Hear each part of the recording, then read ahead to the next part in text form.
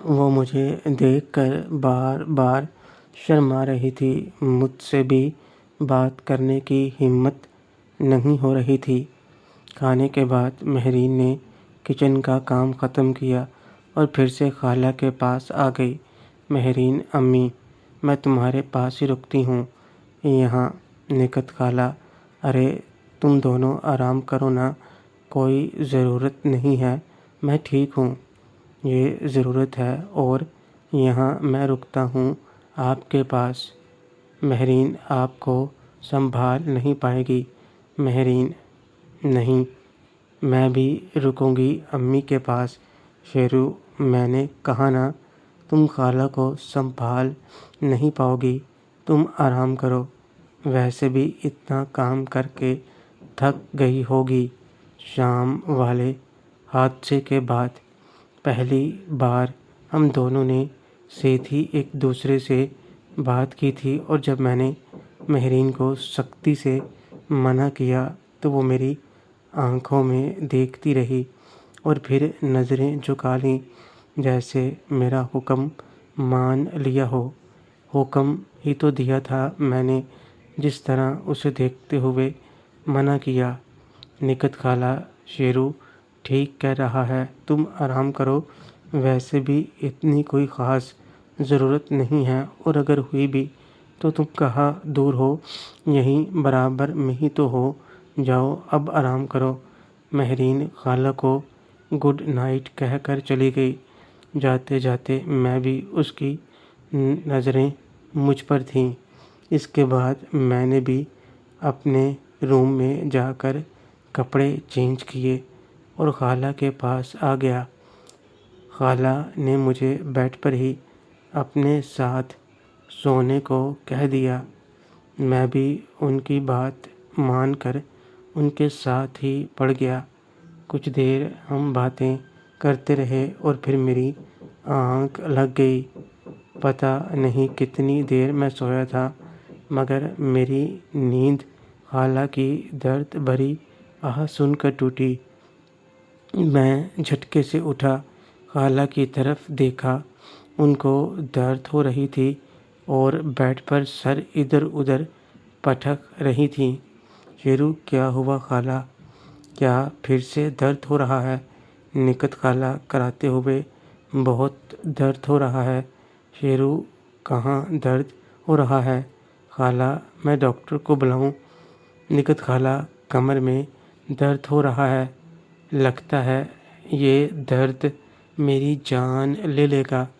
شیرو: خالہ میں مہرین کو بلاتا ہوں، وہ ابھی آپ کی مالش کر دے گی۔ نکہت خالہ: نہیں، اس سے نہیں ہوگی، اسے کرنی ہی نہیں آتی، پہلے بھی ٹھیک سے نہیں کی اس نے، تو باجی کو بلا لے۔ شیرو: اس وقت وہ کیسے آئیں گی؟ نکہت خالہ: کسی بھی طرح کر کے انہیں بلاؤ، یہ درد برداشت نہیں ہو رہا۔ میں نے اپنا موبائل نکال کر صابرہ خالہ کو فون کیا، مگر وہ اٹھا نہیں رہی تھیں، شاید ان کا فون سائلنٹ پر تھا۔ شیرو: خالہ فون نہیں اٹھا رہیں، ڈاکٹر کو بلاتا ہوں۔ نکہت خالہ: نہیں، رہنے دو، وہ تو دوا دے مجھے۔ شیرو: خالہ آپ پہلے بھی کتنی بار دوا کھا چکی ہیں، اب اور مت لیجیے، میں مہرین کو بلاتا ہوں۔ نکہت خالہ غصے سے: تمہیں سمجھ نہیں آتا کیا ایک بار؟ شیرو: تو پھر میں ہی کر دیتا ہوں۔ نکہت خالہ: نہیں۔ شیرو: کیوں نہیں خالہ، کیا میں آپ کا بیٹا نہیں؟ میں آپ کو ایسے تڑپتے نہیں دیکھ سکتا۔ میں نے ٹیوب اٹھائی اور خالہ کے پاؤں کی طرف بیٹھ گیا۔ شیرو: بتائیں کہاں درد ہے؟ نکہت خالہ درد سے تڑپ رہی تھیں، اس لیے انہوں نے بھی میری بات مانتے ہوئے خود کو ہلا کر میرا ہاتھ پکڑ کر اپنی کمر پر رکھ کر بتایا۔ چونکہ خالہ نے قمیض شلوار پہنی ہوئی تھی، اس لیے میں نے ان کی قمیض اوپر کر دی۔ میں نے کریم ان کی کمر پر لگائی اور مالش کرنے لگا، مگر خالہ کو ابھی بھی درد ہو رہا تھا۔ شیرو خالہ اور کہاں درد ہے بتائیں مجھے۔ نکت خالہ تھوڑا نیچے۔ خالہ نے نیچے کہا تو میں نے اپنے ہاتھوں کو نیچے کرنے لگا تو ان کی شلوار بندھی ہوئی تھی۔ میں نے بنا پوچھے ان کی شلوار کے ازار بند کی گانٹھ تھوڑی سی ڈھیلی کر دی۔ ڈھیلے ہوتے ہی میں نے اپنی انگلیوں کو اندر سرکا دیا تو میرے اندر ہلچل سی ہوئی۔ میں نے خود کو قابو میں رکھتے ہوئے تھوڑا اور نیچے کی تو خالہ بول پڑیں، نکت خالہ یہ کیا کر رہے ہو؟ شیرو خالہ آپ کے کپڑے نیچے کرنے ہوں گے تبھی تو مالش کر پاؤں گا۔ خالہ چپ ہو گئیں۔ انہیں پتہ تھا کہ یہ ضروری ہے مگر مشرقی خاتون ہونے کی وجہ سے وہ شاید شرما رہی تھیں۔ میں نے اپنا کام کرتے ہوئے اپنے ہاتھوں کو بڑھایا اور لباس مزید نیچے کر دیا۔ میری دھڑکن اچانک سے اتنی بڑھ گئی میرے کانوں میں سے دھواں نکلنے لگا۔ میں نے اپنی آنکھیں بند کیں اور کریم لگا کر مالش کرنے لگا۔ اتنی خوبصورت تھی خالہ، نہ چاہتے ہوئے بھی میں بہکتا جا رہا تھا۔ میرے مضبوط ہاتھوں کی مالش سے نکت خالہ کو آرام ملنا شروع ہو گیا جس کا ثبوت تھا کہ ان کی درد بھری سسکیاں بند ہوئیں۔ کچھ دیر تک میں نے اچھی طرح سے مالش کی جیسا کہ کرنا ضروری تھا اور اس کا اثر بھی ہوا۔ نکت خالہ اب کچھ آرام ملا ہے، ایسے ہی کرو، تھوڑا اور نیچے کرو، وہاں درد ہے۔ شیرو کیا آپ سیدھی نیچے گری تھیں؟ نکت خالہ ہاں وہیں درد ہے زیادہ۔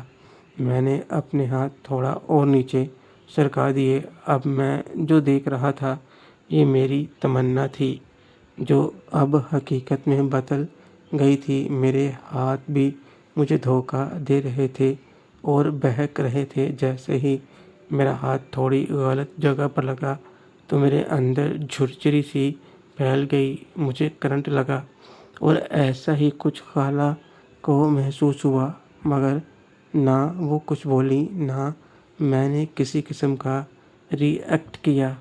میں نے اپنی آنکھیں بند کر کے رکھی تھیں لیکن چھوٹا چودھری تھا، کمینہ بغاوت پر اتر چکا تھا۔ لاکھ کوششوں کے بعد بھی میں خود پر کنٹرول کھوتا جا رہا تھا۔ مجھے ڈر تھا کہ کہیں میں نے انہیں بے پردہ دیکھ لیا تو میں خود کو روک نہیں پاؤں گا۔ نکت خالہ اب آرام ملا ہے کچھ؟ یہیں پر درد ہے زیادہ۔ شیرو گھبرائے مت خالہ، ابھی سب ٹھیک ہو جائے گا۔ کچھ دیر مالش کرنے کے بعد جیسے ہی میں سائڈ پر ہونے لگا تو میری نظر دوبارہ ان پر پڑی تو میں نے جلدی سے خود کو درست کیا۔ نکت خالہ رک کیوں گئے؟ شیرو خالہ مالش ہو گئی، اب آپ تھوڑا اسٹریچنگ کیجئے، اس سے آرام ملے گا۔ نکت خالہ اسٹریچنگ؟ پھر میں نے خالہ کو بتایا کہ کیسے وہ گھٹنوں کے بل ہو کر اپنے پاؤں پیچھے کو موڑ کر اور آگے کو جھکتے ہوئے اپنے اوپر کی پوری باڈی اپنی ٹانگوں پر دبائیں۔ شیرو خالہ میں ادھر منہ کرتا ہوں، آپ اپنے کپڑے ٹھیک کر لو اور یہ کرو۔ نکت خالہ کا دھیان اب اپنے کپڑوں پر گیا تو انہوں نے جلدی سے خود کو ٹھیک کیا، میری بتائی ہوئی ایکسرسائز کی۔ مجھے تھوڑی تکلیف تو ہوئی مگر پھر بھی انہوں نے کی۔ نکت خالہ تم تو سچ میں جادوگر ہو، اب اچھا لگ رہا ہے، ایسا لگ رہا ہے جیسے وہاں بل پڑ گیا تھا جو اب کھل گیا ہے۔ شیرو اگر آپ پہلے ہی بتا دیتی تو میں پہلے ہی ٹھیک کر دیتا۔ نکت خالہ کیسے بتاتی؟ ابھی بھی مجھے کتنی شرم آ رہی تھی کہ کیا بتاؤں۔ یہ بات کسی کو بتانا مت شیرو۔ یہ آپ کیسی باتیں کر رہی ہیں خالہ، میں بھلا یہ بات کسی سے کر سکتا ہوں؟ اب آپ آرام سے سو جائیں۔ نکت خالہ تم بھی سو جاؤ، گڈ نائٹ۔ خالہ نے میرے ماتھے کو چوم کر گڈ نائٹ کہا اور لیٹ گئیں۔ میں بھی ان کے ساتھ لیٹ گیا اور ان سے باتیں کرتے کرتے میں اور چھوٹا چودھری دونوں سو گئے۔ شیرو کی طرف سے مالش کرنے سے نکت کو آرام تو ملا تھا، مگر اس کے اندر کہیں آگ بھڑک گئی تھی۔ شیرو کے مضبوط مردانہ ہاتھوں کی پکڑ اپنے اوپر محسوس کر کے اور اس کی سختی کے احساس سے نکت کا تن من رومانچ سے بھر گیا تھا۔ پہلے تو درد کی وجہ سے اس کا دھیان اس طرف نہیں گیا تھا، مگر بعد میں جب کچھ اسے محسوس ہوا، نہ چاہتے ہوئے بھی وہ آج بہکنے لگی تھی۔ کسی طرح اس نے خود کو کنٹرول تو کر لیا تھا، مگر نیند میں اس کے خواب اس پر حاوی ہو گئے۔ شیرو اس کے ساتھ ہی بستر پر لیٹا ہوا تھا اور اس کا احساس اسے ابھی بھی ہو رہا تھا۔ نیند میں ہی وہ شیرو کے ساتھ جانے کا کہہ رہی تھی۔ وہ بیڈ پر پڑی مچلنے لگی۔ بیڈ پر مچلتے ہوئے وہ شیرو سے جا چپکی اور اس نے شیرو کو اپنے ساتھ لگا لیا۔ وہ آنکھیں بند کیے ہوئی تھی اور کچھ سوچ رہی تھی اور شیرو کو اپنے ساتھ لگائے جا رہی تھی، اور پھر اس کی ملاقات کا وقت ختم ہو گیا، جسے شیرو کی نیند اڑ گئی اور وہ نکت کو دیکھنے لگا۔ اسی وقت نکت کی آنکھیں بھی کھل گئیں۔ شیرو: کیا ہوا خالہ، آپ ٹھیک تو ہیں؟ نکت اس سوال سے ہڑبڑا گئی۔ اسے لگا جیسے اس کی چوری پکڑی گئی ہو۔ نکت من ہی من میں اف، کہیں شیرو نے کچھ دیکھ تو نہیں لیا، اب کیا جواب دوں، مجھے ہو کیا گیا ہے؟ شیرو: خالہ کیا ہوا، آپ جواب کیوں نہیں دے رہی؟ نکت: خالہ میں ٹھیک ہوں، وہ کمر میں تھوڑا درد تھا، اسی لیے مجھے ذرا باتھ روم جانا تھا۔ نکت: خالہ مجھ سے نظریں نہیں ملا رہی تھیں، میں نے ان کی حالت سمجھ رہا تھا۔ شیرو: چلیں خالہ، میں آپ کی مدد کرتا ہوں۔ نکت: خالہ نہیں، تم رہنے دو۔ شیرو: خالہ آپ کو ابھی چلنے میں مشکل ہو سکتی ہے، آپ اٹھو تو صحیح۔ نکت: خالہ بیڈ سے اترنے لگیں تو انہیں درد ہوا۔ میں نے انہیں سہارا دے کر کھڑا کیا اور وہ آہستہ آہستہ باتھ روم تک گئیں۔ میں انہیں باتھ روم میں چھوڑ کر باہر آ گیا۔ اندر جا کر وہ سوچنے لگیں، یہ مجھے کیا ہونے لگا ہے؟ میں خود کو روک نہیں پا رہی۔ اتنے سالوں سے مجھے کبھی جو محسوس نہیں ہوا، وہ کیوں اچانک ہونے لگا ہے؟ میرے اندر یہ کیسی آگ بھڑکنے لگی ہے؟ شیرو کے پاس ہونے سے ہی میری حالت خراب ہونے لگی۔ وہ کیا سوچ رہا ہوگا میرے بارے میں کیسے نظریں ملاؤں؟ اب اس سے دیوار کا سہارا لے کر کسی طرح نکت نے خود کو صاف کیا، کپڑے تبدیل کیے۔ دروازے کے باہر ہی شیرو کھڑا تھا۔ ایک بار پھر سے نکت کی نظریں جو کہیں اور، شیرو کا سہارا لے کر واپس بیڈ پر جا کر لیٹ گئی۔ نکت نے جلدی سے آنکھیں بند کیں اور شیرو کی طرف پشت کر کے لیٹ گئی تاکہ شیرو سے نظریں نہ ملیں۔ خالہ کو لٹانے کے بعد میں بھی آنکھیں بند کر کے لیٹ گیا، لیکن خالہ کی طرف میں اچھی طرح سمجھ رہا تھا وہ اکیلی تھیں اور انہیں خالو جان کی ضرورت تھی۔ میں ان کے بارے میں سوچتا ہوا سو گیا اور میری آنکھیں صبح ہی کھلیں۔ جب میں اٹھا تو نکت خالہ ابھی سو رہی تھی۔ میری نظر ان پر پڑی تو میرا گلا سوکھنے لگا۔ نکت خالہ کے گورے گورے پاؤں، ان پر پائل دیکھ کر میری نظریں وہیں جم گئیں۔ ان کے پاؤں پر کسی بھی طرح کا کوئی نشان نہیں تھا، جیسا کہ عام طور پر کام کاج کرنے والی گھریلو عورتوں کے ہوتے ہیں، بلکہ ان کے پاؤں لڑکیوں کی طرح کومل تھے۔ میں ابھی ان کو دیکھ رہا تھا، انہوں نے کروٹ بدلی اور سیدھی ہو گئیں اور پھر سے سیدھا بیڈ پر لیٹ گئیں۔ ان کا پاجامہ اور اوپر ہو گیا۔ یہ منظر میرے لیے جان لیوا تھا۔ میں ان کو دیکھنے میں لگا تھا کہ میرا فون بجنے لگا اور یہ سلسلہ ٹوٹا۔ میں نے جلدی سے اپنا فون اٹھایا تو دیکھا یہ ماہرہ مامی کا فون۔ اتنی صبح ان کی کال دیکھ کر مجھے پریشانی سی ہوئی اور میں نے جلدی سے کال پک اپ کی۔ شیرو: ہیلو، کیا ہوا مامی جی؟ سب ٹھیک تو ہے؟ ماہرہ: کچھ ٹھیک نہیں ہے۔ کب سے؟ فون پر تو پیار سے بات کر لیا کرو۔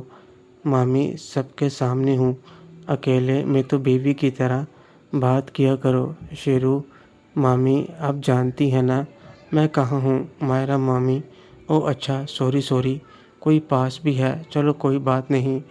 میں نے اس لیے فون کیا تھا کہ آج ہمارے بیٹے کا پہلا نیو ایئر ہے اور تم باہر ہو، جلدی گھر آ جاؤ ورنہ مجھے اچھا نہیں لگے گا۔ شیرو: ٹھیک ہے، میں آتا ہوں جلدی۔ ویسے ہیپی نیو ایئر۔ ماہرہ مامی: تمہیں بھی نیا سال مبارک۔ اس کے بعد میں نے فون رکھا اور اٹھ کر چھت پر چلا گیا ایکسرسائز کرنے۔ نکھت کی بھی آنکھ کچھ دیر میں کھل گئی اور جب اس کی نظر اپنے اوپر گئی تو اس نے جلدی سے شیرو کی طرف دیکھا مگر وہ بیڈ پر نہیں تھا۔ نکھت: ہائے، کہیں شیرو نے مجھے ایسے دیکھ تو نہیں لیا۔ نکھت خود کی حالت پر افسوس کر رہی تھی اور ٹینشن میں آ گئی تھی۔ اس کا درد اب پہلے جتنا نہیں تھا۔ شیرو کے ہاتھوں کی مالش کروا کر ایک بار میں ہی اس کو کافی آرام ملا تھا۔ اس سے پہلے کہ شیرو واپس آتا، نکھت نے خود کو سنبھالا اور باتھ روم میں جا کر خود کو ٹھیک کر کے فریش ہوئی۔ ایکسرسائز کرنے کے بعد جب میں نیچے آیا تو نکھت خالہ کچن میں جا رہی تھیں۔ شیرو: یہ کیا خالہ، آپ کچن میں کہاں جا رہی ہیں؟ نکھت خالہ: تو کیا اب بستر پر ہی پڑی رہوں گی؟ تم بیٹھو، میں تمہارے لیے دودھ گرم کرتی ہوں۔ ارے یہ کیا کر رہا ہے؟